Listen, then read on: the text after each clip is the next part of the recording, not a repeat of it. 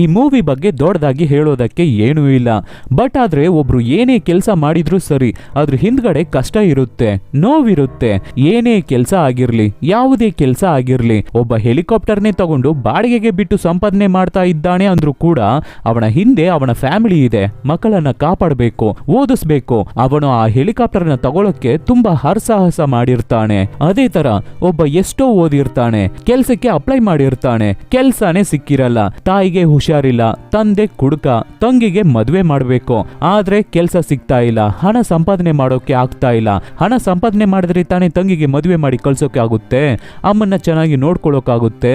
ಸರಿ, ಅಲ್ಲಿವರೆಗೂ ಸಿಗೋ ಕೆಲ್ಸಕ್ಕೆ ಹೋಗೋಣ ಅಂತ ಎಷ್ಟೋ ಹುಡುಗರು MA MPhil ಮಾಡ್ಬಿಟ್ಟು ಆಟೋ ಓಡಿಸ್ತಾ ಇರ್ತಾರೆ, ವಾಚ್ಮ್ಯಾನ್ ಕೆಲಸ ಮಾಡ್ತಾ ಇರ್ತಾರೆ, ತನ್ನ ಕುಟುಂಬವನ್ನು ಕಾಪಾಡೋದಕ್ಕಾಗಿ ಕಷ್ಟಪಡ್ತಾ ಇರ್ತಾರೆ. ಅದೇ ತರಾನೇ ಸುಮಾರು ಹೆಂಗಸರು ತನ್ನ ಕುಟುಂಬವನ್ನು ಕಾಪಾಡೋದಕ್ಕಾಗಿ, ತನ್ನ ಮಕ್ಕಳನ್ನ ಓದಿಸೋದಕ್ಕಾಗಿ, ಇಲ್ಲ ಹುಷಾರಿಲ್ದೇ ಇರೋ ಗಂಡನ್ನ ವಾಸಿಪಡಿಸೋದಕ್ಕಾಗಿ ಏನೇನೋ ಕೆಲಸ ಮಾಡ್ತಾ ಇರ್ತಾರೆ, ತುಂಬಾ ಕಷ್ಟಪಡ್ತಾ ಇರ್ತಾರೆ. ಸೊ ಇವತ್ತು ನಾವು ನೋಡೋ ಮೂವಿ ಯಾವುದು ಅಂದ್ರೆ 2018 ಮಜಿತ್ ಡೈರೆಕ್ಷನ್ ಅಲ್ಲಿ ಸದಾ ರಿತ್ವಿಕಾ ತಿರುಮುರುಗನ್ ಆಕ್ಟಿಂಗ್ ಅಲ್ಲಿ ರೊಮ್ಯಾನ್ಸ್ ಡ್ರಾಮಾ ಮೂವಿಯಾಗಿ ರಿಲೀಸ್ ಆಗಿದ್ದ ಟಾರ್ಚ್ ಲೈಟ್ ಅನ್ನೋ ತಮಿಳ್ ಮೂವಿನೇ ಈ ವಿಡಿಯೋದಲ್ಲಿ ನಾವು ನೋಡೋದು. ನೋಡೋಕ್ಕೂ ಮುಂಚೆ ಸಬ್ಸ್ಕ್ರೈಬ್ ಮಾಡದೇ ಇರೋರು ಸಬ್ಸ್ಕ್ರೈಬ್ ಮಾಡ್ಕೊಳ್ಳಿ, ಮರೆಯದೆ ಬೆಲ್ ಐಕಾನ್ನ ಪ್ರೆಸ್ ಮಾಡಿ. ನೀವು ಮಾಡೋ ಸಬ್ಸ್ಕ್ರಿಪ್ಷನ್, ಶೇರ್, ಲೈಕ್, ಕಮೆಂಟ್ಸೇ ನಮಗೆ ಮೋಟಿವೇಶನಲ್ ಆಗಿರುತ್ತೆ. ಫಾಲೋ ಮಾಡದೇ ಇರೋರು ಫಾಲೋ ಮಾಡ್ಕೊಳ್ಳಿ. ಸರಿ, ಓಕೆ, ಇವಾಗ ಕತೆ ಒಳಗಡೆ ಹೋಗೋಣ.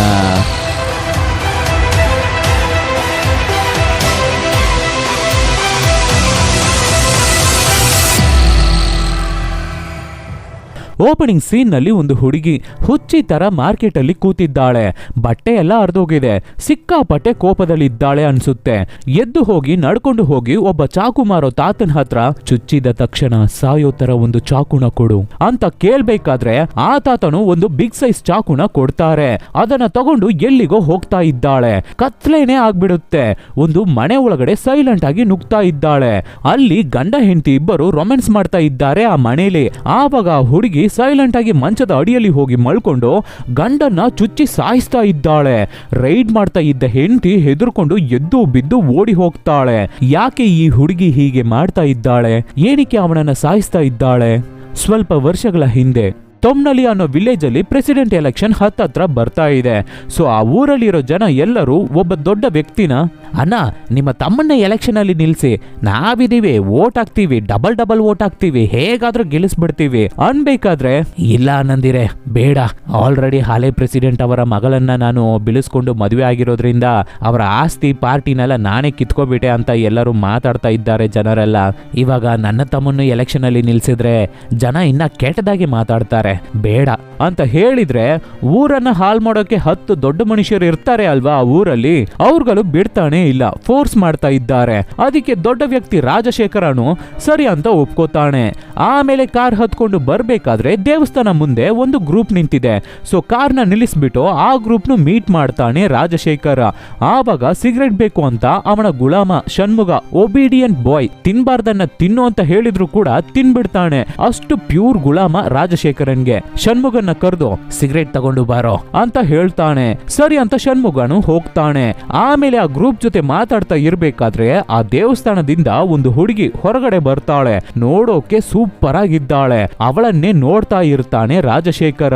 ಆಮೇಲೆ ಆ ಹುಡುಗಿ ಬಗ್ಗೆ ಯಾರು ಏನು ಅಂತ ಕೇಳ್ಬೇಕಾದ್ರೆ ಅದಕ್ಕೆ ಆ ಗ್ರೂಪ್ ಅಲ್ಲಿ ಇರೋರು ಕೆಲವರು, ಅಯ್ಯೋ ಅಣ್ಣ, ನಮ್ಮ ಅಡ್ಡಬೀದಿ ಶಂಕರಪ್ಪ ಇದ್ದಾನಲ್ಲ, ನಿಮ್ಗೇನ ಕಡಿಮೆ, ಮದುವೆ ಆಗಿದ್ರೆ ಏನು, ಈ ಹುಡುಗಿನ ಪಿಕಪ್ ಮಾಡಿ 2ನೇದಾಗಿ ಮದುವೆ ಆಗಿ ಅಂತ ಜಾಕಿ ಹತ್ತಿಸ್ಬೇಕಾದ್ರೆ, ಅದೆಲ್ಲ ಆಗಲ್ಲ ಕಣ್ರಪ್ಪ, ನಮ್ಮ ಮಾವ ಸರಿ ಇಲ್ಲ ಅಂತ ರಾಜಶೇಖರ್ ಹೇಳ್ತಾನೆ. ಅದಕ್ಕೆ ಆ ಗ್ರೂಪ್ ಅವರು, ಹಾಗಾದ್ರೆ ಅಣ್ಣ ಷಣ್ಮುಗ ನಿಮ್ಮ ಗುಲಾಮ ಅಲ್ವಾ, ನಿಮಗಾಗಿ ಜೀವವನ್ನೇ ಕೊಡ್ತಾನೆ ಅಲ್ವಾ, ಅವನಿಗೆ ಆ ಹುಡುಗಿನ ಮದುವೆ ಮಾಡಿಟ್ಬಿಡಿ, ಆಮೇಲೆ ಆ ಹುಡುಗಿನ ನಿಮ್ಮ ಕೀಪ್ ಆಗಿ ಮಾಡ್ಕೊಳ್ಳಿ, ಷಣ್ಮುಗ ಏನು ಕೇಳಲ್ಲ ಅಲ್ವಾ, ಅವನು ನಿಮ್ಗಾಗಿ ಜೀವನೇ ಕೊಟ್ಬಿಡ್ತಾನೆ ಅಲ್ವಾ ಅಂತ ಗ್ರೂಪ್ ಹೇಳ್ತಾರೆ. ಆದ್ರೆ ಆ ಗ್ರೂಪ್ ಅಲ್ಲೇ ಇರೋ ಒಬ್ಬ ಅಂಕಲ್, ಹೇ ಷಣ್ಮುಗ ಅಷ್ಟು ಒಬಿಡಿಯಂಟ್ ಅಲ್ಲ, ಇಲ್ಲ ಕಣ್ರಪ್ಪ, ಅದಕ್ಕೆ ಅವನು ಒಪ್ಕೊಳ್ಳಲ್ಲ, ಅವನು ಏನ್ ಹೇಳಿದ್ರು ಕೇಳ್ಬಿಡ್ತಾನ, ಇಲ್ಲ ಹೆಂಡತಿನ ಬಿಟ್ಕೊಡ್ಬಿಡ್ತಾನೆ, ಸುಮ್ನಿರ್ರಪ್ಪ, ಸುಳ್ ಮಾತಾಡ್ಬೇಡಿ ಅಂತ ಹೇಳ್ಬೇಕಾದ್ರೆ ಅದೇ ಸಮಯದಲ್ಲಿ ಷಣ್ಮುಗ ಸಿಗರೇಟ್ ತಗೊಂಡು ಬರ್ತಾನೆ. ಆವಾಗ ರಾಜಶೇಖರ್, ಲೋ ಷಣ್ಮುಗ, ಆ ಅಂಕಲ್ನ ಹೊಡೆಯೋ ಅಂತ ಹೇಳಿದ ತಕ್ಷಣ ಏನು ಎಂತ ಅಂತ ಕೂಡ ಕೇಳ್ದೆ ಕಾರಿಂದ ಮಚ್ಚು ತಗೊಂಡು ಅಂಕಲ್ಗೆ ಹೊಡೆಯೋಕೆ ಹೋಗ್ತಾನೆ ಷಣ್ಮುಗ. ಅಂಕಲ್ ಬೆಚ್ಚಿ ಹೋಗ್ತಾರೆ. ಹೇ ಬೇಡ ಬಿಡೋ ಷಣ್ಮುಗ, ನಿಲ್ಸು ಅಂತ ರಾಜಶೇಖರ್ ಹೇಳಿದ ತಕ್ಷಣ ಸುಮ್ನಾಗ್ತಾನೆ ಷಣ್ಮುಗ. ಇವಾಗ ಗೊತ್ತಾಯ್ತಾ, ಷಣ್ಮುಗ ನನಗಾಗಿ ಏನ್ ಬೇಕಾದ್ರೂ ಮಾಡ್ತಾನೆ ಅಂತ ರಾಜಶೇಖರ್ ಮಾತಾಡ್ತಾ ಇರ್ಬೇಕಾದ್ರೆ ಇವಾಗ ಹೋಗಿದ್ಲಲ್ಲ ಹುಡುಗಿ, ಅವಳು ಬೇರೆ ಯಾವನ್ನೋ ಲವ್ ಮಾಡ್ತಾ ಇದ್ದಾಳೆ ಅನ್ನೋ ವಿಷಯ ಗೊತ್ತಾಗುತ್ತೆ ರಾಜಶೇಖರ್ಗೆ. ಅದಕ್ಕೆ ರಾಜಶೇಖರ್, ಹಾಗಾದ್ರೆ ಕೆಲ್ಸ ಇನ್ನ ಈಸಿ ಆಯ್ತು ಬಿಡೋ, ಆ ಹುಡುಗಿ ಅವರ ತಂದೆ ಶಂಕರಪ್ಪನ್ನ ಕರ್ಕೊಂಡು ಬನ್ನಿ ಮಂಟಪಕ್ಕೆ ಅಂತ ಹೇಳ್ತಾನೆ ರಾಜಶೇಖರ್. ಈ ಕಡೆ ಆ ಹುಡುಗಿ ಅವಳ ಲವರ್ನ ಮೀಟ್ ಮಾಡಿ ಮಾತಾಡಿಬಿಟ್ಟು ಮನೆಗೆ ಹೋಗ್ತಾಳೆ. ಆವತ್ತು ರಾತ್ರಿ ಶಂಕರಪ್ಪನ ಕರ್ಸಿ ಅವರಿಗೆ ಎಣ್ಣೆ ಓಡಿಸಿ, ನೋಡು ಶಂಕರಪ್ಪ, ನಿನ್ನ ಮಗಳು ಬೇರೆ ಕ್ಯಾಸ್ಟ್ ಹುಡುಗನ್ನ ಲವ್ ಮಾಡ್ತಾ ಇದ್ದಾಳೆ, ನಮಗೆ ನಮ್ಮ ಕ್ಯಾಸ್ಟ್ ಮರ್ಯಾದೆನೇ ತುಂಬಾ ಇಂಪಾರ್ಟೆಂಟ್, ನಿನ್ನ ಮಗಳು ಆ ಹುಡುಗನ ಜೊತೆ ಓಡೋಗ್ಬಿಟ್ರೆ ತುಂಬಾ ಕಷ್ಟ, ನಮ್ಮ ಎಲ್ಲರಿಗೂ ಅವಮಾನ ಆಗ್ಬಿಡುತ್ತೆ. ಅದಕ್ಕೆ ಶಂಕರಪ್ಪ, ನಮ್ಮ ಷಣ್ಮುಗ ಇದಾನಲ್ವಾ, ನಿನ್ನ ಮಗಳನ್ನ ಅವನಿಗೆ ಮದುವೆ ಮಾಡಿ ಕೊಟ್ಬಿಡು, ನಾನು ನೋಡ್ಕೋತೀನಿ ಅಂತ ರಾಜಶೇಖರ್ ಹೇಳ್ಬೇಕಾದ್ರೆ ಶಂಕರಪ್ಪನು ಸರಿ ಆಯ್ತು ಅಂತ ಒಪ್ಕೋತಾರೆ. ನೆಕ್ಸ್ಟ್ ದಿನಾನೇ ತಂದೆ ಮಗಳನ್ನ ಫೋರ್ಸ್ ಮಾಡಿ ಬ್ಲಾಕ್ ಮೇಲ್ ಮಾಡಿ ಷಣ್ಮುಗನ್ನ ಮದುವೆ ಆಗುವಂತ ಫೋರ್ಸ್ ಮಾಡಿ ಅಕ್ಸೆಪ್ಟ್ ಮಾಡಿಸ್ತಾರೆ. ಹೀರೋಯಿನ್ ಬೇಡ, ಆಗಲ್ಲ, ನಾನು ಒಪ್ಕೊಳ್ಳಲ್ಲ ಅಂತ ಹಠ ಮಾಡ್ತಾಳೆ. ಆದ್ರೆ ತಂದೆ ಬಿಡ್ತಾ ಇಲ್ಲ, ನಾನು ನೇಣ ಹಾಕುತ್ತೀನಿ ಅಂತ ಹೇಳ್ಬೇಕಾದ್ರೆ ಬೇರೆ ದಾರಿ ಇಲ್ಲ. ಸರಿ ಆಯ್ತು ಅಂತ ಮದುವೆಗೆ ಒಪ್ಕೋತಾಳೆ ಹೀರೋಯಿನ್ ನೀಲಾ. ಆ ಹುಡುಗಿ ಹೆಸರು ನೀಲಾ. ಸ್ವಲ್ಪ ವರ್ಷಗಳ ನಂತರ ಮೇನ್ ರೋಡ್ ಸೈಡ್ ಅಲ್ಲಿ ಟಾರ್ಚ್ ಲೈಟ್ ಹೊಡೆದು ಪ್ರಾಸ್ಟಿಟ್ಯೂಷನ್ ಮಾಡ್ತಾ ಇದ್ದಾರೆ ಕೆಲವೊಂದು ಹೆಂಗಸರು. ರೋಡ್ ಸೈಡ್ ನಿಂತ್ಕೊಂಡು ಲಾರಿ ಕಾರ್ಸ್ ಆಪೋಸಿಟ್ ಅಲ್ಲಿ ಬರ್ಬೇಕಾದ್ರೆ ಇವರ ಮೈ ಮೇಲೆ ಟಾರ್ಚ್ ಹೊಡೆದು ತೋರಿಸಿ ಕೈಯಲ್ಲೇ ಸಿಗ್ನಲ್ ಮಾಡಿ ತೋರಿಸಿ ರೇಟ್ ನ ಫಿಕ್ಸ್ ಮಾಡಿ ಕೆಲಸ ಮಾಡ್ತಾ ಇದ್ದಾರೆ. ಈ ಹುಡುಗಿಯ ಹೆಸರು ರಾಧಿಕಾ. ಚೆನ್ನಾಗಿ ಓದೋ ಹುಡುಗಿ, ಸ್ಕೂಲಲ್ಲಿ ಫಸ್ಟ್ ಮಾರ್ಕ್, ಎಲ್ಲಾ ಸಬ್ಜೆಕ್ಟ್ ಅಲ್ಲೂ ಸೆಂಟಮ್ ತೆಗಿತಾ ಇದ್ಲು. ಆದ್ರೆ ಫ್ಯಾಮಿಲಿಯಲ್ಲಿ ಕಷ್ಟ, ತಂದೆ ತಾಯಿಗೆ ಹುಷಾರಿಲ್ಲ, ತಂಗಿನ ಮದ್ವೆ ಮಾಡಿ ಕೊಡ್ಬೇಕು, ಆ ತರ ಒಂದು ಸಿಚುವೇಶನ್ ಅಲ್ಲಿ ಸಿಗಾಕೊಂಡಿದ್ದಾಳೆ. ಅದಕ್ಕೆ ಈ ಕೆಲಸ ಮಾಡೋಕೆ ಬಂದ್ಬಿಟ್ಟಿದ್ದಾಳೆ ರಾಧಿಕಾ.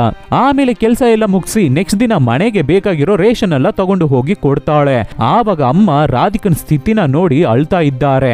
ಅದೇ ಸಮಯದಲ್ಲಿ ಆ ಊರಲ್ಲಿ ಗುಡೋನ್ ಇದೆ, ಅಲ್ಲಿ ಒಬ್ಬ ಹುಡುಗ ಕೆಲಸ ಮಾಡ್ತಾ ಇದ್ದಾನೆ. ಅವನ ಹೆಸರು ಬಾಲ. ಇನ್ನ ಮದುವೆ ಆಗಿಲ್ಲ. ಅದಕ್ಕೆ ಜೊತೆಗೆ ಕೆಲಸ ಮಾಡೋರು, ಬೇಗ ಮದುವೆ ಆಗೋ, ಇನ್ನ ಎಷ್ಟು ದಿನ ಹೋಟೆಲ್ ಅಲ್ಲೇ ಪಾರ್ಸಲ್ ತಗೊಂಡು ಬಂದು ತಿಂತಾ ಇರ್ತೀಯ ಅಂತ ಬೈತಾ ಇದ್ದಾರೆ. ಅದ್ರಲ್ಲಿ ಒಬ್ಬ ಅಂಕಲ್ ಪಾಂಡಿ, ಸಖತ್ತು ಪೊರ್ಕಿ, ಎಲ್ಲಾ ಕಡೆನೂ ಹೋಗಿದ್ದು ಬರ್ತಾ ಇರ್ತಾರೆ. ಅರ್ಥ ಆಗಿರುತ್ತೆ ಅನ್ಸುತ್ತೆ, ಓಕೆ. ಆಮೇಲೆ ಪಾಂಡಿ ಅಂಕಲ್ ಮತ್ತೆ ಬಾಲ ಎಲ್ಲಿಗೋ ಹೋಗ್ಬೇಕು ಅಂತ ಹೊರಡ್ತಾರೆ. ಹಾಗೆ ಹೋಗ್ತಾ ಇರ್ಬೇಕಾದ್ರೆ ಬೈಕ್ ಪಂಚರ್ ಆಗ್ಬಿಡುತ್ತೆ. ಸೊ ಪಾಂಡಿ ಅಂಕಲ್, ನಾನು ಪಂಚರ್ ಹಾಕೊಂಡು ಬರ್ತೀನಿ, ನೀನು ಬಸ್ಸಲ್ಲಿ ಹೊರಡು, ನಾನು ಆಮೇಲೆ ಹಿಂದೆನೆ ಬರ್ತೀನಿ ಅಂತ ಬಾಲನ ಕಳಿಸ್ಬೇಕಾದ್ರೆ ಬಾಲನು ಸರಿ ಅಂತ ಬಸ್ ಹೊತ್ಕೊಂಡು ಹೋಗ್ತಾನೆ. ಆವಾಗ ಅದೇ ಬಸ್ಸಲ್ಲಿ ನಮ್ಮ ಹೀರೋಯಿನ್ ಹೋಗ್ತಾ ಇರ್ತಾಳೆ. ಆವಾಗ ಒಬ್ಬ ಅಂಕಲ್ ಹೀರೋಯಿನ್ ಹತ್ರ ಮಿಸ್ಬಿಹೇವ್ ಮಾಡ್ತಾನೆ. ಬಾಳ ಅದನ್ನ ನೋಡಿ ಟೆನ್ಷನ್ ಆಗ್ತಾನೆ. ಆವಾಗ ಹೀರೋಯಿನ್ ಆ ಅಂಕಲ್ಗೆ, ನೆಕ್ಸ್ಟ್ ಸ್ಟಾಪ್ ಅಲ್ಲಿ ಇಳಿದು ಬಿಡ್ತೀನಿ, ಅಷ್ಟರಲ್ಲಿ ನಿನ್ ಕೈಯಲ್ಲಿ ಏನ್ ಮಾಡಕ್ಕಾಗುತ್ತೋ ಏನೆಲ್ಲ ಮಾಡಕ್ಕಾಗುತ್ತೋ ಮಾಡ್ಕೋ ಅನ್ಬೇಕಾದ್ರೆ ಅಂಕಲ್ ಬೆಚ್ಚೋಗ್ಬಿಟ್ಟು ಸುಮ್ನಾಗ್ತಾನೆ, ಹಿಂದೆ ಹೋಗ್ಬಿಡ್ತಾನೆ. ಇದನ್ನ ನೋಡಿ ಬಾಳ ಇಂಪ್ರೆಸ್ ಆಗಿ ಹೀರೋಯಿನ್ ಮಾತಾಡ್ಸೋಕೆ ಟ್ರೈ ಮಾಡ್ತಾನೆ. ಆದ್ರೆ ಹೀರೋಯಿನ್ ಮಾತಾಡಲ್ಲ, ಹೋಗ್ಬಿಡ್ತಾಳೆ. ಆಮೇಲಿಂದ ಹೀರೋಯಿನ್ ಹಿಂದೆನೆ ಸುತ್ತಾಡ್ತಾ ಇರ್ತಾನೆ ಬಾಳ. ಲವ್ ಮಾಡೋಕೆ ಶುರು ಮಾಡ್ಬಿಟ್ಟ.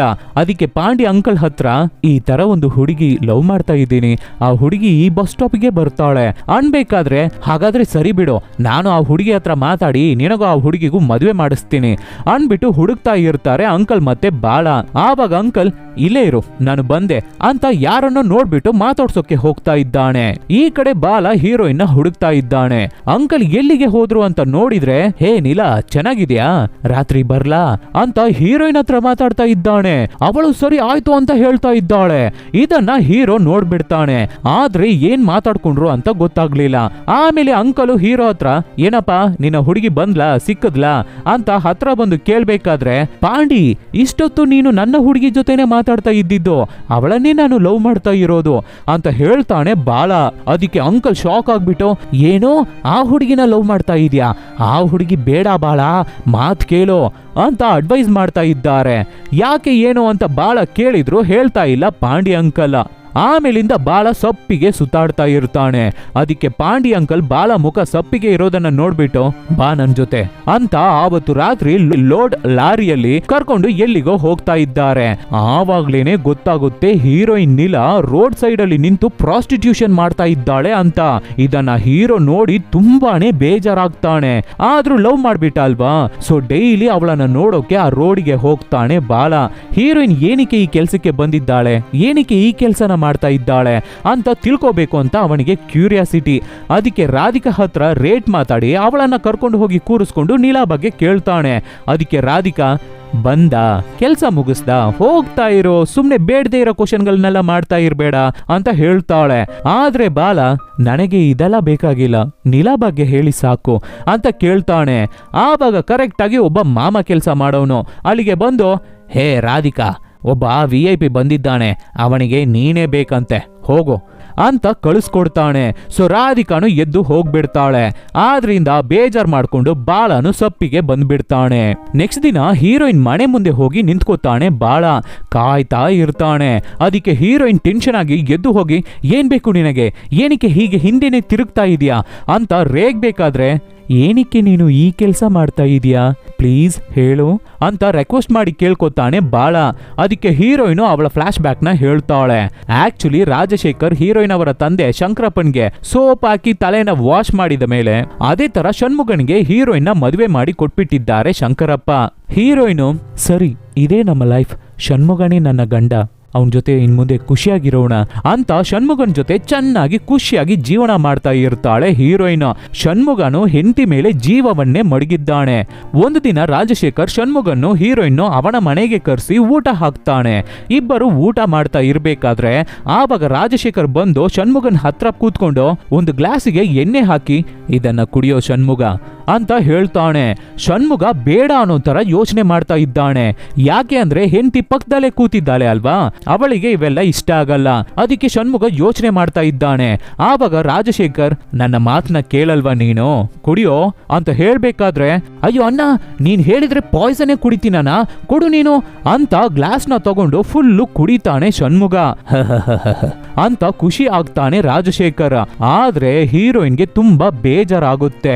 ಆಮೇಲೆ ರಾಜಶೇಖರ್, ಸರಿ ಷಣ್ಮುಗ, ನಾನು ನಿನ್ನ ಚೆನ್ನಾಗಿ ನೋಡ್ಕೋತಾ ಇದ್ದೀನಿ ಅಲ್ವಾ, ನಿನಗೆ ಬೇಕಾಗಿರೋದು ಎಲ್ಲವನ್ನು ಮಾಡ್ಕೊಡ್ತೀನಿ ಅಲ್ವಾ, ನನಗಾಗಿ ನೀನು ಏನ್ ಬೇಕಾದ್ರೂ ಮಾಡ್ತೀಯ ಅಲ್ವಾ, ಹಾಗಾದ್ರೆ ನಿನ್ನ ಹೆಂಡತಿನ ನನಗೆ ಬಿಟ್ಕೊಡೋ ಅಂತ ಕೇಳ್ತಾನೆ.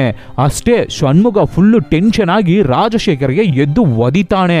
ಹೇ, ನಾನು ನಿನ್ನ ಗುಲಾಮನಾಗಿದ್ರೆ, ನಿನ್ನ ಹತ್ರ ಕೆಲಸ ಮಾಡ್ತಾ ಇದ್ರೆ ನನ್ನ ಜೀವ ಕೇಳೋ, ನನ್ನ ಜೀವ ಕೂಡ ಕೊಟ್ಬಿಡ್ತೀನಿ ನಿನ್ಗಾಗಿ, ಆದ್ರೆ ನನ್ನ ಹೆಂಡತಿಯನ್ನೇ ಕೇಳ್ತೀಯ ನೀನು, ಕೊಂದು ಬಿಡ್ತೀನಿ ಅಂತ ಬೈದ್ಬಿಟ್ಟು ಹೆಂಡತಿನ ಕರ್ಕೊಂಡು ಬಂದ್ಬಿಡ್ತಾನೆ.